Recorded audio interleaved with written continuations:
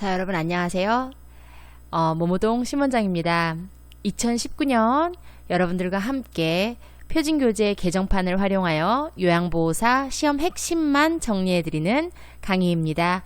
여러분들께서 학원에서 공부하셨겠지만은 제 수업을 통해서 한 번 더 정리하시는 그런 시간 가져보시길 바랍니다. 오늘은 노인의 건강 증진 및 질병 예방 파트로 이제 제2장 요양보호 관련 기초지식의 마지막 파트입니다. 여기까지 오셨다면 시험 정리를 중간 정도까지 하셨다고 보시면 될 것 같아요. 자, 마무리해보도록 하겠습니다. 여러분들의 구독과 좋아요는요, 제가 강의 자료를 만들고 편집하고 녹음하는데 큰 힘이 됩니다. 여러분들의 구독과 좋아요 부탁드립니다. 자, 그러면은 요점 정리로 들어가 보겠습니다. 영양 파트인데요. 적절한 칼로리를 섭취하는 것, 그리고 이상적인 체중을 유지하는 것 매우 중요합니다. 어르신들께서 너무 많은 체중을 가지고 계시면요, 실질적으로 본인들이 움직이시기도 물론 힘들고요. 그리고 돌보시는 분들도 힘드시겠죠.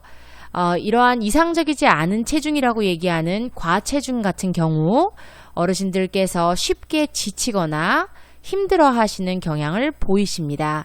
그래서 이상적인 체중을 유지하는 것은 매우 중요하다고 할 수 있겠습니다. 영양에 있어서 균형 잡힌 그리고 규칙적인 식사를 하는 것이 필요하고요. 1일 단백질 필요량은 1kg당 1g. 예를 들어서 어르신의 몸무게가 60kg다 라고 하시면 한 60g 정도의 단백질을 섭취하셔야 됩니다. 여기서 동물성은요, 1kg당 0.5에서 0.6kg, 그리고 3분의 1에서 4분의 1 정도는 동물성으로 섭취해 주시기를 권고하고 있습니다. 칼슘은 우유로 보충하시고요. 칼슘의 흡수를 돕기 위해서 비타민 D를 함께 섭취해 주셔야 합니다. 육류는 기름기를 제거 후에 드시고요. 콩하고 유제품 같은 경우는 매일 섭취하시기를 권합니다. 가급적 음식은 짜지 않게 싱겁게 드시고요. 무기질 비타민 버섯류, 채소, 과일류를 섭취하시고, 금기가 아니라면 물은 충분히 마십니다. 그런데 물을 드실 때도요, 사실상 이 섭취하는 방법이 있어요. WHO라고 세계보건기구가 있는데요. 세계보건기구에서는 물 섭취량을 우리 물 한 컵을 한 200ml로 본다면 한 8컵 정도 드시기를 권하고 있어요. 총량으로 따지면 1.5에서 한 2리터 정도 되고 있습니다. 이거를 한꺼번에 드시는 게 아니라요, 한 시간에 한 잔 정도의 물을 드시는데, 한 번에 드실 때는 500ml 이상은 드시지 않으시도록 하고요. 한 모금, 두 모금씩 나누어서 천천히 드시도록 합니다. 그리고 이제 물을 안 드시고 다른 물 이외의 음료수를 드시면 안 되느냐라고 물어보시는 분들 계시는데, 녹차라든지 커피, 맥주 같은 경우는요, 특히나 이 카페인 함유량이 높은 그런 음료수 같은 경우는 탈수를 오히려 유발하기 때문에요, 피하시는 게 좋습니다. 자, 발생을 예방하기 위한 식생활로는 다채롭고 균형 잡힌 채소, 과일을 섭취하고, 그리고 짠 음식을 덜 먹고, 탄 음식은 피하고, 유가공품을 통한 아질산염의 섭취를 줄이셔야 됩니다. 스팸이라든지 햄이라든지 이런 데 들어가 있는 많이 짠 그러한 이 아질산염이거든요. 이거를 섭취를 줄이셔야 됩니다. 그래서 가급적 유가공품은 드시지 않는 게 좋겠죠. 자, 수분 섭취에 대한 내용입니다. 수분 섭취를 제한해야 되는 질병과 권해야 되는 질병, 충분히 마셔야 되는 질병이죠. 얘네들이 꼭 시험에 나와요. 제한해야 되는 질병으로는요, 간경화, 신부전, 신부전증, 부신기능 저하증, 심한 갑상선 기능 저하증이 있습니다. 간경화 같은 경우는 간 자체의 기능이 굉장히 떨어지기 때문에 간이 수분을 각 장기에 골고루 배분해야 되는데 그러지 못하니까 혈액 안에 이 수분이 남아있는 거죠. 그래서 어떻게 돼요? 복수가 차게 되는 상황이 생길 수 있습니다. 그래서 간경화는 수분 섭취를 제한해야 되고요. 신부전 같은 경우는 심장에 들어오는 혈액이 많으면요, 심장에 부담이 되니까요, 사실상 물을 하루에 1리터 이내로 마셔야 되는 질환으로 유명합니다. 이것도 기억하셔야 되고요. 신부전 같은 경우는요, 심장에 부담이 될 수 있으니까요, 갈증이 날 때만 마시라고 의사 선생님들이 권하고 있어요. 그래서 의사가 권하는 양만 드셔야 돼요. 부신기능 저하증 같은 경우에는 수분과 염분의 원활한 배출이 어려워서 수분을 많이 드시면은 사실 전신에 부종이 생길 수 있는 그러한 질환이에요. 그래서 수분 섭취를 주의하셔야 됩니다. 심한 갑상선 기능 저하증 같은 경우도요, 이 물을 많이 마시면 수분 배출이 잘 안 되기 때문에요, 수분 섭취를 제한하고 있습니다. 권해야 되는 질병 같은 경우는요, 이런 염증성 비뇨기 질환은 수분을 많이 드셔서 그래서 이 소변으로 이 염증성 물질이 밖으로 나갈 수 있도록 해주기 때문에요, 이 물을 많이 드시라고 하는데 만일 노폐물이 제대로 배출이 안 되면요, 요로결석으로 변할 수 있거든요. 그래서 물을 많이 드시라고 말씀드리는 겁니다. 폐렴 같은 경우에 이 기관지염도 마찬가지고요. 호흡기 질환 같은 경우는 열이 오르고 이 호흡이 굉장히 가팔라져요. 그래서 피부와 호흡기를 통한 수분 배출이 늘어나니까요, 충분히 물을 드셔주셔야만 합니다. 고혈압이나 협심증 같은 경우도요, 혈액 자체 안에 수분이 부족하면요, 혈액의 점도가 끈적끈적해지겠죠. 그래서 혈액의 흐름에 지장을 받기 때문에 이 혈전이나 지방이 혈관 벽에 붙을 수 있어요. 그렇기 때문에 하루에 최소 2리터의 물을 드셔야 됩니다. 많이 드셔야 돼요. 당뇨병 같은 경우는요, 신부전증 합병증이 있을 수 있어요. 그런 분들은 어떻게 해야 돼요? 신부전증 합병증이 있는 분들은 수분 섭취를 제한해야 되죠.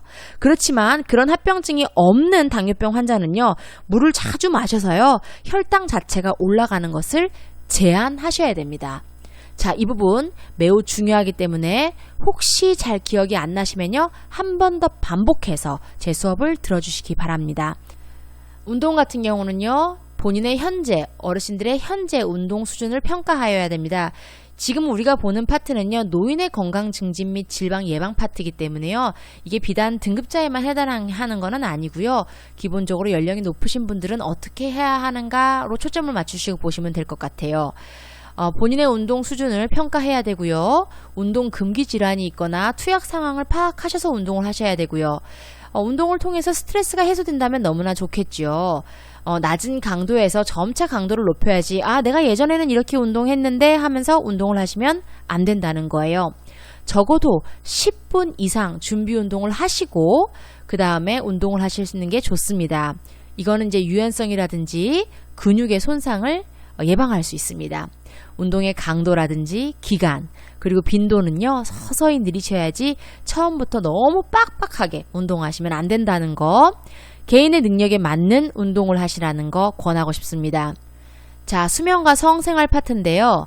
수면 같은 경우에 규칙적인 기상 시간을 가지시고요. 커피나 카페인 음료는 가급적 주무시기 전에는 제한하시고요.